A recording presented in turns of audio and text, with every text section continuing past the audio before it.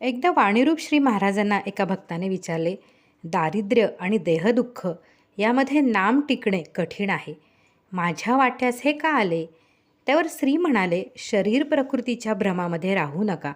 आजच तळमळीने नाम घेऊ लागला तेवढेच आपल्या हातात आहे. तळमळ हे परमार्थाचे मर्म आहे. त्यातूनच शरणागती येते. प्रयत्नांना महत्त्व आहे हे खरे, पण प्रयत्न केल्यानंतरच प्रयत्नाने काही होत नाही हे समजून येईल तेव्हा आधी प्रयत्न, त्यातून शरणागती व मग गुरुकृपा. प्रयत्नांती परमेश्वर हे अगदी खरे आहे.